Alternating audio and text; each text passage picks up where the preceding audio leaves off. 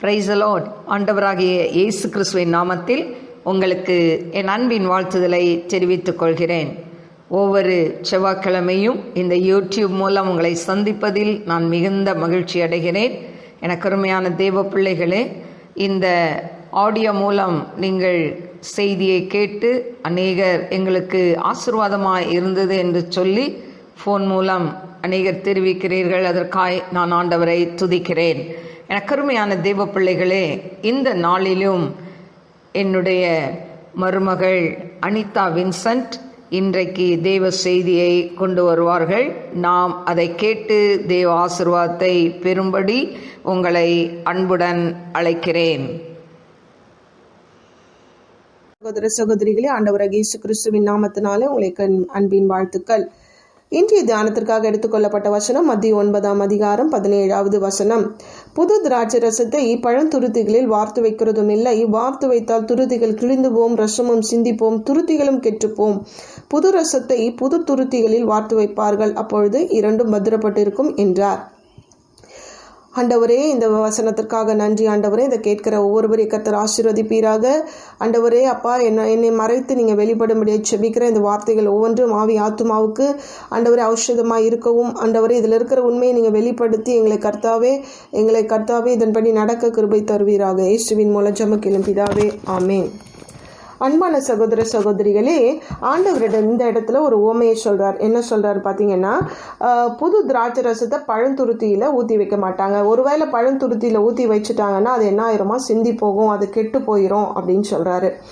ஏன் ஆண்டவர் இந்த உவமைகளை சொல்றாரு? உங்க எல்லாருக்குமே தெரியும், ஆண்டவர் ஒவ்வொரு காரியத்தை சொல்வதற்கு முன்பதாக ஆண்டவர் ஒரு உவமையை, அதாவது ஜனங்களுக்கு, அந்த காலத்தில் வாழ்ந்த ஜனங்களுக்கு அவங்க வாழ்க்கை முறையை வைத்தே அவர்களுக்கு ஒவ்வொரு எக்ஸாம்பிளை சொல்வார் ஆண்டவர்.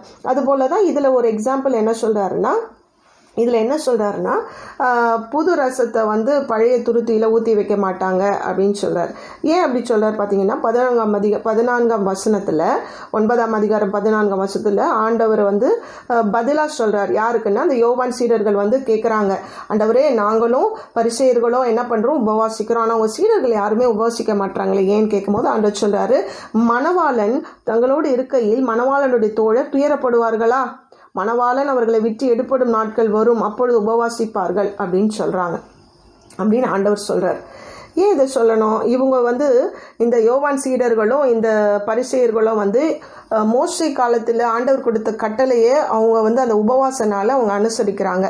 அவங்க அதனோட பாரம்பரியத்தின்படி உபவாசிக்கிறாங்க. ஆண்டவர் என்ன சொல்கிறாருன்னா, உபவாசம் என்பது நல்லது தான், ஆனால் நான் இருக்கிற வரைக்கும் இவங்க என்ன பண்ண மாட்டாங்க, உபவாசிக்க மாட்டாங்க. நான் எடுத்துக்கொள்ள பிறகு தான் இவங்க என்ன பண்ணுவாங்க, அதுக்கப்புறம் தான் உபவாச நாள்னு இவங்க ஃபாலோ பண்ணுவாங்க அப்படின்னு சொல்கிறாரு.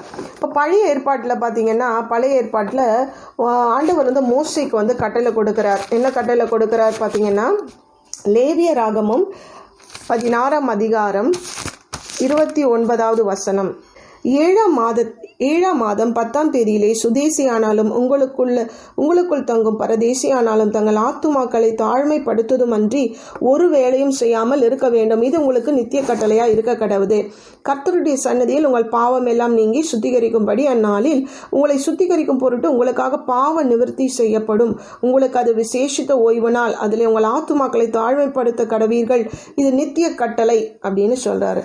இது ஆண்டவர் மோசேக்கு கொடுக்கிற கட்டளை. இதன்படி தான் என்ன பண்ணுவாங்க, ஒவ்வொரு வருடமும் இஸ்ரவேலர்கள் என்ன பண்ணுவாங்களா, அந்த யான் கிப்பூர் அப்படிங்கிற ஒரு பரிசுத்த நாளை நியமிப்பாங்க. இதாவது பாவ நிவர்த்தியின் பண்டிகை அப்படின்னு சொல்லி கொண்டாடுவாங்க.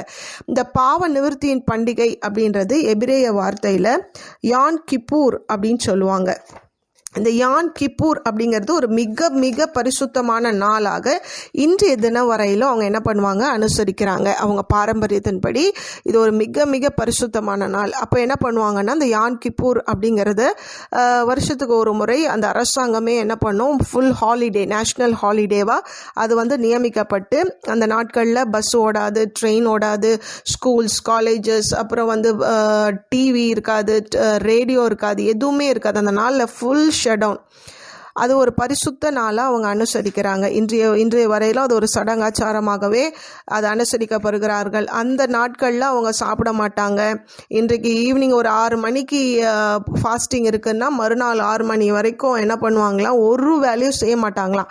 ஆக்சுவலாக ஆண்டவர் என்ன சொல்கிறாருன்னா, அந்த நாட்களில் நீங்கள் ஒன்றுமே செய்யக்கூடாது, சமையல் பண்ணக்கூடாது, சாப்பிடக்கூடாது. அதன்படி தான் இந்த மோசே கொடுத்த கட்டளையின்படி தான் இந்த பரிசேயர்களும் இந்த யோவானுடைய சீடர்களும் சொல்கிறாங்க, நாங்கள் உபவாசிக்கிறோமே, ஏன் நீங்கள் உபவாசிக்க மாட்டேங்கிறீங்க அப்படின்னு சொல்கிறார். ஆண்டவர் அதற்கு பதிலுக்கு தான் சொல்கிறாரு, புது ரசத்தை பழைய துருத்தி. இப்போ அந்த காலத்துலலாம் துருத்தின்னு சொல்லும் பொழுது பாட்டில் அப்படின்னு தான் நம்ம சொல்லுவோம். அதாவது நம்ம கற்பனைக்கு வர பாட்டில் அப்படின்னு. ஆனால் அந்த காலத்தில் பாட்டில்லாம் கிடையாது.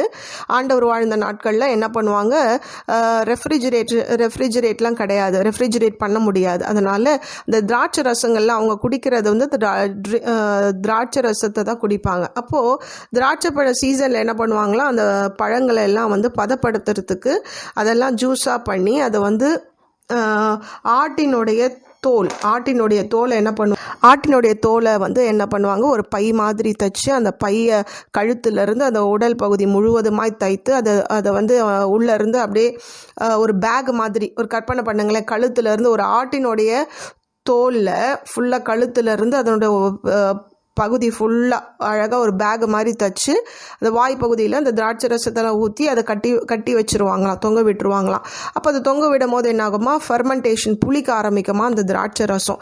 அப்போ அந்த புளிக்க ஆரம்பிக்கும் போது என்ன ஆகுமா, அது ஃபெர்மெண்டேஷன் ஆக ஆக அதனுடைய பேக் வந்து விரிவு கொடுக்குமா, சுருங்குமா விரிவு கொடுக்குமா. அப்போ அந்த விரிவு கொடுக்க புது துருத்தியில் வந்து அதை விரிவு கொடுக்கும் போது அந்த ஃபெர்மெண்டேஷன் ஆக ஆக அது வந்து ரொம்ப நாள் இருக்கும். அதுவே பார்த்திங்கன்னா புதிய ரசத்தை வந்து ஒரு பழைய துருத்தியில் ஊற்றி வைத்தோம்னா அந்த துருத்தியானது ஒரு விரிவை கொடுக்காது. அது என்ன பண்ணுமா, அது அப்படியே ஸ்டிஃபாயிருமா. அப்போது இது உள்ள ஃபர்மெண்டேஷன் நடக்கும் போது அந்த கேஸ் ரிலீஸ் ஆக முடியாமல் என்ன ஆகுமா, கிளிய ஆரம்பிக்கும். அந்த துருத்திகள் வந்து கிளிய ஆரம்பிக்கும். அதில் இருக்கிற ரசங்கள் எல்லாம் வெளியில் வர ஆரம்பிக்கும். அன்பானவர்களே, ஆண்டவர் எதற்கு இந்த உவமையை சொல்கிறார் பார்த்தீங்கன்னா, அந்த புது ரசம் என்னமோ ஒரே ரசம்தான், புது ரசம் மாத்திரம்தான். ஆனால் அதை ஊற்றி வைக்கிற துருத்தி மாத்திரம்தான் வேறுபடுது. புது துருத்தி, பழைய துருத்தி. இன்றைய தினத்தில் கூட ஆண்டவர் இந்த புது ரசத்தை எதுக்கு உவமையாக சொல்கிறார் பார்த்தீங்கன்னா, உபவாசத்திற்கு ஒரு உவமையாக சொல்கிறாரு. இன்றைய தினத்தில் கூட அநேகர் நாம் கூட நம்ம தனிப்பட்ட வாழ்க்கையில் உபவாசம் இருக்கிறோம், சபைகள் கூடி உபவாசங்கள் இருக்கிறோம், குடும்பமாக உபவாசங்கள் இருக்கிறோம். இப்படிப்பட்ட அநேக உபவாசங்கள் இருக்குது. அப்போது நம்ம உபவாசிக்கும் பொழுது நம்ம எப்படி உபவாசிக்கணும், ஆண்டவர் நமக்கு ஒவ்வொரு பாடங்களாக நமக்கு இந்த உவமைகள் மூலமாக கற்றுத்தரார். ரசம் என்பது உபவாசத்திற்கு அடையாளமாக இருக்கிறது. புது துருத்தி என்பது புது மனிதன், புதுப்பிக்கப்பட்ட ஆண்டவருடைய வார்த்தையின்படி, ஆண்டவருடைய வழிகாட்டுதலின்படி நடக்கிற ஒரு மனம் மாற்றப்பட்ட ஒரு இருதயம்தான் இந்த புது ரசம். பழைய ரசம் என்பது மனிதனுடைய பழைய பாரம்பரியம், பழைய பழக்க வழக்கங்கள், மாறாத அந்த ஒரு இருதயத்தை உடையது தான் இந்த பழைய துருத்தி. பழைய ஏற்பாட்டில் பார்த்தோன்னா ஆண்டவர் மோசேக்கு கொடுத்த கட்டளை பார்த்திங்கன்னா ஒரே ஒரு கட்டளை தான். அதாவது அன்றைய தினத்தில் நீங்கள் என்ன பண்ணக்கூடாது, உங்கள் ஆத்துமாவை முதலாவது தாழ்மைப்படுத்தணும். அன்றைய நாளில் நீங்கள் ஒரு வேலையும் செய்யக்கூடாதுன்னு ஆண்டவர் வந்து ஒரு உபவாச நாளில் தான் ஆண்டவர் வந்து கொடுத்தார். ஆனால் அநேக உபவாசங்களை நம்ம பழைய ஏற்பாட்டில் பார்த்தோன்னா எஸ்தரோடைய உபவாசம் இருக்குது, தானியேலுடைய உபவாசம் இருக்குது. அதுக்கப்புறம் வந்து தாவீது என்ன பண்ணுற, தன்னுடைய மகன் வந்து வியாதியாக இருக்கும்போது அப்போது ஒரு உபவாசம் இருக்கிறார். இப்படியாக யோசபாத் ராஜா உபவாசம், இந்த மாதிரி அநேக உபவாசங்களை நம்ம பார்க்கலாம். ஆனால் அந்த எல்லா உபவாசங்கள் எல்லாமே இருந்தது. ஆனால் ஆண்டவர் அதில் என்ன சொல்கிறார் பார்த்தீங்கன்னா, இங்கே மோசேக்கிட்ட கூட சொல்கிறாரு, ஒரு நாள் ஒரு வேலையும் செய்யக்கூடாது, ஆனால் ஆத்துமாவில் என்ன பண்ணணும், தாழ்த்தப்படணும். ஆத்துமா முதலாவது தாழ்த்தப்படணும். இன்றைய தினத்தில் கூட நம்ம அநேக வேலைகளில் நம்ம உபவாசம் இருக்கிறோம். ஒரு வேளையில் நம்ம நினைக்கிறோம், ஆண்டவரே என்னோடய உபவாசங்கள் நான் இவ்வளோ கஷ்டப்பட்டு நான் ஜெபம் பண்ணுறேனே, என்னோடய ஜெபங்கள் ஏன் கேட்கப்படலை, நான் இத்தனை நாள் ஃபாஸ்டிங் இருக்கிறேனே, இவ்வளோ நாள் நான் ஜெபம் பண்ணுறேனே, ஆண்டவரே ஏன் என்னுடைய ஜெபங்கள் கேட்கப்படலைன்னு கூட அநேகருக்கு வந்து சந்தேகம் இருக்கலாம். ஆண்டவர் என்ன சொல்கிறார் பாருங்களேன். ஆண்டவர் உபவாசம், ஆண்டவரே கூட 40 நாட்கள் உபவாசம் இருக்கிறாரு. ஆண்டவர் உபவாசம் இருக்கிறாரு. ஆண்டவர் நமக்கு எல்லாவற்றுக்கும் ஒரு ரோல் மாடலாக இருக்கிறாரு. இன்றைக்கு அநேகர் என்ன சொல்கிறாங்கன்னா, உபவாசம் என்பது ஒன்றும் இல்லை, அப்படி ஒரு இது கிடையாது, ஏசப்பா எல்லாவற்றையும் சிலுவையில் முன்குறிச்சிட்டாரு, எல்லாவற்றையும் முடிச்சுட்டாரு, ஆண்டவர் நமக்கு எல்லாம் ஆயத்தப்படுத்தி வச்சுட்டாரு, அதனால் நம்ம உபவாசிக்க அவசியம் இல்லை அப்படிங்கிறாங்க. ஆனால் அப்படி இல்லை நண்பான சகோதரிகளே. ஆண்டவரே இந்த உபவாசத்தை பற்றி என்னென்னலாம் சொல்லியிருக்கிறாரு பார்ப்போமா? மத்தேயு 17வது அதிகாரத்தில் மத்தேயு 15வது வசனத்துலேருந்து பார்த்தீங்கன்னா இங்கே ஒரு இன்சிடெண்ட் இருக்குது. என்னன்னு பார்த்தீங்கன்னா, ஆண்டவரே என் மகனுக்கு இறங்கும் என்று இந்த சந்துரோகியாக இருக்கிற ஒருவனுடைய மகனுக்காக வந்து கேட்குறாங்க. ஆண்டவர் இடத்துல சொல்கிறார், ஆண்டவரே என் மகனுக்கு இறங்கும், அவன் சந்துரோகிய கொடிய வேதனைப்படுகிறான், அடிக்கடி தீயிலும் அடிக்கடி ஜலத்திலும் விழுகிறான், அவனை உம்முடைய சீஷர்கள் எடுத்து கொண்டு வந்தேன், அவனை சொஸ்தமாக அவர்களால் கூடாமற் போயிற்று என்றான். இயேசு பிரயுத்தரமாக, விசுவாசம் இல்லாத மாறுபாடுள்ள சன்னதியே, எது வரைக்கும் இந்த இன்சிடென்ட் எல்லாம் ஃபுல்லாக பார்த்தீங்கன்னாலே உங்களுக்கு படிச்சிங்கன்னா தெரியும். இந்த 15வது வசனத்திலிருந்து 21வது வசனம் வரைக்கும் பார்த்தீங்கன்னா ஆண்டவர் சொல்கிறாரு, இந்த ஜாதி பிசாசு ஜெபத்தினாலும் உபவாசத்தினாலும் அன்றி மற்றெவ்விதத்தினாலும் புறப்பட்டு போகாது அப்படின்னு சொல்கிறார். இப்போ ஆண்டவரே இங்கே உபவாசத்தினுடைய ஒரு முக்கியத்துவத்தை கொடுக்குறாரு. நீங்கள் என்ன பண்ணணும், இப்படிப்பட்ட பிசாசு எல்லாம் வந்து ஜபமும் அவசியம், அதே நேரத்தில் உபவாசித்தலும் ரொம்ப முக்கியம் அப்படின்னு ஆண்டவர் சொல்கிறாரு. ஆண்டவர் தன்னுடைய சீடர்களுக்கு சொல்கிறாரு, இப்படிப்பட்ட பிசாசு. இப்போ நமக்கும் வந்து உபவாசம் என்பது மிக மிக மிக மிக அவசியமான ஒரு காரியமாக இருக்கிறது. அன்பானவர்களே, ஆண்டவர் நம்ம இடத்துல உபவாசம் மாத்திரம் போதும் அப்படின்னு சொல்லலை. உபவாசம் இருந்தாலும் நம்மளுடைய இருதயம் எப்படி படணும், இந்த பழைய துருத்தியாக இருக்கக்கூடாது. ரசம் என்னமோ புதிய ரசம் தான், ஆனால் இருதயமாகிய இந்த பழைய துருத்தியாக இருக்குதா புதிய துருத்தியாக இருக்குதா, இன்றைய தினத்தில் நம்ம கொஞ்சம் சிந்தித்து பார்ப்போம். கடந்த இந்த 2020 அநேக இந்த கொரோனா வைரஸ் இன்னும் பல நிகழ்ச்சினால அநேக நம்ம சோர்ந்து போயிருப்போம். அநேகர் வீட்டில் இருந்து அநேக நேரங்களில் உபவாசித்திருப்போம். அநேக இடுக்கண்கள்லாம் ஆண்டவர் நம்ம நிறைய தேடியிருப்போம். ஆனால் சில நேரங்களில் ஏன் ஆண்டவர் என்னோட ஜபம், நான் அவ்வளோ உபவாசிக்கிறேன், என்னோட ஜபம் ஏன் கேட்கப்படலை அப்படின்னு நம்ம எல்லாருக்குமே ஒரு அங்கலாய்ப்பு இருக்கும். ஏன் ஆண்டவர் என்னுடைய ஜபங்கள் ஏன் கேட்கப்படலைன்னு சொல்லிட்டு. ஆனால் ஆண்டவர் என்ன சொல்கிறார் பார்த்தீங்கன்னா, புதிய துருத்தியாக நம்மளுடைய வாழ்க்கை மாறணும் அப்படின்னு ஆண்டவர் விருப்பப்படுறாரு. இந்த மோசே காலத்தில் கொடுக்கப்பட்ட கட்டளைப்படி இன்னைய வரைக்குமே இஸ்ரவேலர்கள் வந்து ஒரு பாவ நிவர்த்தியின் பண்டிகை அப்படின்னு கொண்டாடுறாங்க, டே ஆஃப் அட்டான்மெண்ட். இந்த நாளில் வந்து இஸ்ரவேலர்கள் எப்படி வந்து ஒரு வேலையும் செய்யாமல், அது மாத்திரம் வந்து ஆண்டவர் என்ன பண்ணலை, எதிர்பார்க்கலை. உபவாசம் என்பது முக்கியம், ஆனால் அது மாத்திரமே வந்து முக்கியம் இல்லை. அதை விட மிக மிக முக்கியமானது நம்மளுடைய இருதயமாகிய புது துருத்தியாய் மாற வேண்டும்னு ஆண்டவர் வந்து எதிர்பார்க்கிறாரு. உங்களுக்கு ஒரு சம்பவத்தை நினைவுபடுத்த விரும்புகிறேன். லூக்காவின் சுவிசேஷம் 18வது அதிகாரம் 11வது வசனம். லூக்கா எழுதின சுவிசேஷம் 18வது அதிகாரம் 11வது வசனம். இந்த லூக்கா எழுதின சுவிசேஷத்தில் நம்ம இந்த இன்சிடெண்ட்டை பார்த்தோம்னா, 2 பேர் ஆண்டவர் இடத்துல வந்து ஜெபம் பண்ணுறதுக்கு தேவாலயத்துக்கு போகிறாங்க. ஒருத்தர் பரிசேயர், ஒருத்தர் வந்து ஆயக்காரன். இந்த பரிசேயன் என்று சொல்கிறாரு, தேவனே, நான் பரிகாரர், அநியாயக்காரர், விபச்சாரக்காரர் ஆகிய மற்ற மனுஷரை போலும் இந்த ஆயக்காரனை போலும் இராததினால் உம்மை ஸ்தோத்திரிக்கிறேன். வாரத்தில் 2 தரம் உபவாசிக்கிறேன், என் சாமர்த்தியத்தை எல்லாம் தசமபாகம் செலுத்தி வருகிறேன் என்று தனக்குள்ளே ஜெபம் பண்ணினான். ஆயக்காரன் தூரத்திலே நின்று தன் கண்களையும் வானத்துக்கு ஏறெடுத்து துணியாமல் தன் மார்பில் அடித்து கொண்டு, தேவனே, பாவியாக என்மேல் கிருபையாயிரும் என்றான். இந்த இன்சிடெண்ட்டை பார்த்தீங்கன்னா உங்களுக்கு நல்லா தெரியும். இந்த பரிசேயன், இந்த ஆயக்காரன். இந்த பரிசேயன் என்னன்னா, நான் இவங்கள போலலாம் இல்லை, நான் அவங்கள போலலாம் இல்லை, நான் ரொம்ப பர்ஃபெக்ட், மோசே நாட்களில் கொடுத்த உபவாசம் ஒன்று தான். ஆனால் இவர் என்ன பண்ணுறாராம், 2 தரம் உபவாசிக்கிறாராம். வாரத்தில் 2 முறை உபவாசிக்கிறேன் அப்படின்னு சொல்கிறார். வாரத்தில் 2 முறை உபவாசிக்கிறேன், நான் காணிக்கை தரேன், நான் எல்லாமே தரேன், அதனால் ஆண்டவரே என்னை, நான் தான் ரொம்ப பெருமையாக என்ன பண்ணுறேன், தன்னோட இருதயத்தில் அந்த இடத்துல நம்ம தாழ்மையை பார்க்க முடியலை. அதே பார்த்திங்கன்னா இந்த ஆயக்காரன் என்ன பண்ணுறான், ஆண்டவர் தூரத்தில் நின்று பார்க்குறான். தன் கண்களை வானத்துக்கு ஏறெடுக்க துணியாமல் தன் மார்பில் அடித்து கொண்டு, தேவனே பாவையாக என்மேல் கிருபையாயிரும். ஆம் அன்பான சகோதர சகோதரிகளே, இந்த இடத்துல எப்படி இந்த ஆயக்காரன் பார்த்தீங்களா, ஆயக்காரன் வந்து இந்த பரிசேயன் வந்து என்னதான் உபவாசித்தாலும் காணிக்கை கொடுத்தாலும் தன்னுடைய இருதயமாகிய இந்த துருத்தி வந்து அவனுக்கு இன்னும் பழமையாக தான் இருக்குது.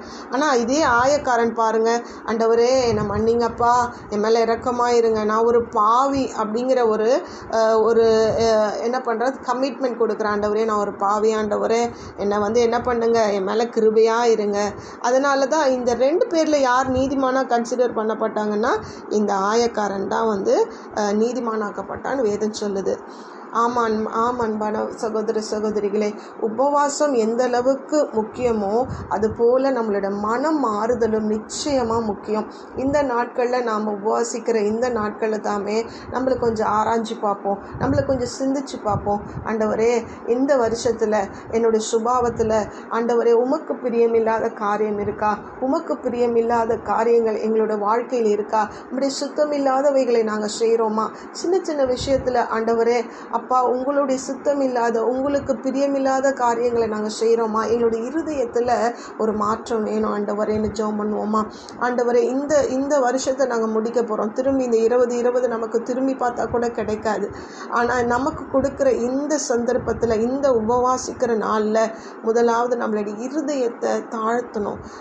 நம்மளுடைய இருதயத்தை ஆண்டவருக்கு முன்பதாய் நம்ம தாழ்த்தும் பொழுது இந்த ஆயக்காரன் எப்படி தன்னை தாழ்த்துகிறானோ அதுபோல் ஆண்டவரே எங்களை மன்னிங்க, எங்கள் குடும்பத்தில் எங்கள் பிள்ளைகள் செய்த பாவங்கள், எங்களுடைய பெற்றோர்கள் செய்த பாவங்கள் ஒவ்வொன்றாய் இந்த பாவ நிவர்த்தியின் பண்டிகை எப்படி யூதர்கள் அதாவது இஸ்ரவேலர்கள் கொண்டாடுறாங்களோ அதுபோல் நாமளும் இந்த நாட்களில் ஆண்டவரிடத்தில் ஒப்புரவானா நிச்சயமாய் நம்மளுடைய புது ரசமாகிய உபவாசம் புது துருத்தியில் ஊற்றி வைக்கும் பொழுது அது ஒரு நாளும் வீணாக போகாது, ஒரு நாளும் அது கெட்டு போகாது. யோவேல் தீர்க்கதரிசன புஸ்தகத்தில் பார்த்தீங்கன்னா யோவேல் தீர்க்கதரிசன புஸ்தகம் 2ஆம் அதிகாரம் 13வது வசனம் 12வது வசனத்தில் பார்த்தீங்கன்னா, ஆதலால் நீங்கள் இப்பொழுதே உபவாசத்தோடும் அழுகையோடும் புலம்பலோடும் உங்கள் முழு இருதயத்தோடும் என்னிடத்தில் திரும்புங்கள் என்று கர்த்தர் சொல்லுகிறார். நீங்கள் உங்கள் வஸ்திரங்களை அல்ல உங்கள் இருதயங்களை கிழித்து உங்கள் தேவனாகிய கர்த்தரிடத்தில் திரும்புங்கள். அவர் இரக்கமும் மன உருக்கமும் நீதிய சாந்தம் மிகுந்த கிருபையுள்ளவர். அவர் தீங்கிற்கு மனஸ்தாபப்படுகிறவருமாய் இருக்கிறார் அப்படின்னு இந்த யோவேல் தீர்க்கதரிசி அவர் சொல்கிறார். அப்போது இந்த இடத்துல வந்து உபவாசம் நல்லது தான், உபவாசம் பண்ணணும், அழுகையோடு கூட ஆண்டவரிடத்தில் திரும்பணும். ஆனாலும் தங்கள் வஸ்திரங்களை அல்ல, நம்ம இருதயத்தை கிழிக்கணும், ஆண்டவரிடத்தில் வந்து நம்ம இருதயத்தில் ஒரு மாற்றம் வரணும் அப்படின்னு சொல்கிறார். இன்றைய தினத்தில் கூட நம்ம ஆண்டவரிடத்தில் கேட்போமா, ஆண்டவரே என்னோடய இருதயம் பலப்படுத்தணும்ப்பா, என்னோடய பாவங்கள் எனக்கு உமக்கு பிரியமில்லாத காரியங்கள் மறைந்திருக்கிற என்னோடய இருதயத்தில் இருக்கிற பாவங்கள் மறைக்கப்படணும்ப்பா. எப்படி இந்த உபவாசம் என்கிற நம்ம உபவாசிக்கிற உபவாச ஜபங்கள் ஒன்று கூட வீணாக போயிடக்கூடாது. நம்ம எவ்வளோ நெருக்கடியில் எவ்வளோ வேதனையில் ஆண்டவரே எங்களுக்கு இதை செய்யும்னு சொல்லி ஜெபம் பண்ணுவோம். ஆனாலும் இந்த நாட்களில் கூட நம்ம கொஞ்சம் சிந்திச்சு பார்த்து, ஆண்டவரே உமக்கு விருப்பமில்லாத காரியம் என் இருதயத்தில் இருக்குதா, என்னை நான் தாழ்த்துகிறேன் ஆண்டவரே, எனக்கென்று பெருமை பாராட்டிக்கொள்ள ஒன்றுமில்லை ஏசப்பான்னு சொல்லி ஆண்டவரிடத்தில் தாழ்த்துவோமா. ஆண்டவர் தாழ்த்தினால் நிச்சயமாகவே இந்த உபவாச நாட்களை கர்த்தர் ஆசீர்வதிப்பார்.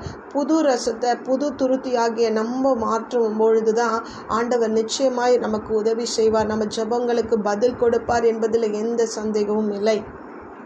சரி, இந்த துருத்தி வந்து பழைய துருத்தி அப்படியே தூக்கி போட்டுடுவாங்களா அப்படின்னு பார்த்தீங்கன்னா, இந்த துருத்திகளை இஸ்ரவேலர்களை என்ன பண்ண மாட்டாங்களா, தூக்கி போட்டுற மாட்டாங்களாம். இந்த பழைய துருத்தியை கூட என்ன பண்ணுவாங்களாம், நல்லா நீரில் நல்லா ஊற வச்சு பல நாட்கள் ஊற வைத்து அதை வந்து என்ன பண்ணுவாங்களாம், அந்த தோலை வந்து என்ன பண்ணுவாங்க, மறுபடியும் இந்த ஒலிவ எண்ணெயில் நல்லா டிப் பண்ணி நல்லா அதை பாலிஷ் பண்ணி நல்லா அதை ஷைனிங்காக படுத்தி மறுபடியும் அந்த புது தோலை போலவே புது துருத்தியை போலவே மாற்றிடுவாங்களாம். அதுபோல தான் ஆண்டவர் இன்றைய தினத்தில் கூட ஒருவேளை நம்ம இத்தனை நாட்களும் நம்ம ஒரு பழைய துருத்தியை போல் இருந்தால் கூட ஆண்டவர் அந்த ஒலிவ எண்ணெயை போல் எப்படி அதை பாலிஷ் பண்ணும் போது மறுபடியும் பழைய புது துருத்தியை மாறுதோ அது போல் ஆண்டவர் இன்றைக்கு நம்மளையும் அபிஷேகம் பண்ணி நம்மளுடைய பாவங்கள் நம்ம இருதயத்தில் நமக்கே தெரியாத அநேக பாவங்கள் இருந்து ஆண்டவர் இந்த நாளில் தானே நம்மளை சுட்டி காமித்து அதை மன்னிப்பு கேட்டு நம்மளை தாழ்த்தும் பொழுது நிச்சயமாய் ஆண்டவர் நம்மளை ஆசீர்வதிப்பார். அதற்குரிய ஆசீர்வாதங்கள் நிச்சயமாய் நம்ம பெற்றுக்கொள்வோம். கர்த்தர் தாமே உங்களை ஆசீர்வதிப்பாராக. ஆமென். கண்களை மூடி நாம் செபிப்போம். கருமையான தெய்வ பிள்ளைகளே, இந்த நாளிலும் கூட புது ரசம் பழைய துருத்தி என்று சொல்லி நாம் பார்த்தோம். புது ரசத்தை பழைய துருத்தியில் வார்த்து வைத்தால் அது கிழிந்து போகும், சிதறி போகும் ரசம். கருமையான தெய்வ பிள்ளைகளே, இன்றைக்கு ஓராண்டு முடிகிற நாட்களில் இந்த நவம்பர் எண்டிங்கில் வந்திருக்கிறோம். கருமையான தெய்வ பிள்ளைகளே, நாட்களும் காலங்களும் ஓடி போகிறதை நாம் பார்க்கிறோம். ஆனால் நம் வாழ்க்கையில் நாம் ஆண்டவரோடு இருக்கிற தொடர்பில் நாம் எப்படி இருக்கிறோம்? இன்றைக்கு பழைய துருத்தியாய் இதுக்குள்ளே நாம் ஒரு புது ரசத்தை ஊற்றி வைக்க முடியாது. இன்றைக்கு நம்மை நாமே ஆராய்ந்து பார்த்து நமக்குள்ளே இருக்கக்கூடிய குறைகள், குற்றங்கள் எல்லாவற்றையும் தேவ சமூகத்தில் அறிக்கை பண்ணி புது வருடத்துக்குள் 2021க்குள் நாம் கடந்து போகும் பொழுது நாம் என்ன செய்ய வேண்டும்? நாம் ஒரு புதிய துருத்தியாய் நாம் மாற வேண்டும். அதில் புது ரசத்தை, தேவன் கொடுக்கிற கிருபைகளை, வரங்களை, ஆண்டவர் நமக்கு கொடுக்கிற ஆசீர்வாதங்களை நாம் அந்த புது துருத்தியில் நாம் நிரப்பி வைக்க வேண்டும். கருமையான தேவ பிள்ளைகளே, இந்த நாளிலும் கூட நாம் ஒரு சடங்காச்சாரமாய் நாம் உபவாசிக்காதபடிக்கு நாம் ஆண்டவர் சமூகத்தில் வஸ்திரங்களை அல்ல இருதயத்தை கிழிக்க வேண்டும் என்று சொல்லி நாம் பார்த்தோம். அருமையான தேவ பிள்ளைகளே, உங்களுடைய இருதயத்தில் ஒரு மாற்றம் இருக்க வேண்டும். அந்த இருதயம் மாற்றப்படாமல் நம்ம எவ்வளவுதான் உபவாசித்து ஜெபித்தாலும் ஆண்டவர் அந்த ஜெபத்துக்கு பதில் கொடுக்க மாட்டார். கருமையான தெய்வ பிள்ளைகளே, அதனால் இன்றைக்கு நம்மை நாமே ஆராய்ந்து நம்ம விட வேண்டிய காரியங்களை விட்டு தேவ சமூகத்தில் நாம் ஆசீர்வாதத்தை பெற்றுக்கொள்ள வேண்டும். ஸ்தோத்திரிக்கிற ஆண்டவரே, மகா பரிசுத்தமுள்ள நல்ல தகப்பனே, நன்றியோடு ஸ்தோத்திரிக்கிற ராஜா, மகிமையின் தேவனே, மாக்கு ஸ்தோத்திரம் ஆண்டவரே. அப்பா, நந்தியோடு ஸ்துதிக்கிறவர தீரபல பௌரி அக்கரபல பரபலபரபா தீன மாக்கரபல பரபா ஒரு இக்கரபல பரபா தீன மாக்கரபல பரபா லீக்கம் ரிபியோத ரை போலார் மீக்கரபல பரபல தீர மாக்கரபல பரபா கரபா.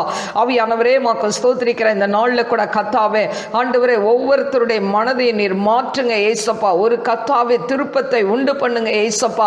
ஆண்டவரே, வெறும் பாரம்பரியமான ஒரு உபவாசத்தை ஆண்டவரை அனுசரிக்காத படிக்க ஏசப்பா. ஆண்டவரே, மாக்கு துதிக்கிற ஆண்டவரே, அப்பா, தங்களுடைய பாவங்களை உடைய சமூகத்தில் அறிக்கையிட்டு அதை விட்டு தகப்பனே ஆண்டவரே, உண்மையான ஆண்டவரே மனம் திரும்புதலை கட்டளையிட வேண்டுமாறு ஜெபிக்கிறேன் ஆண்டவரே.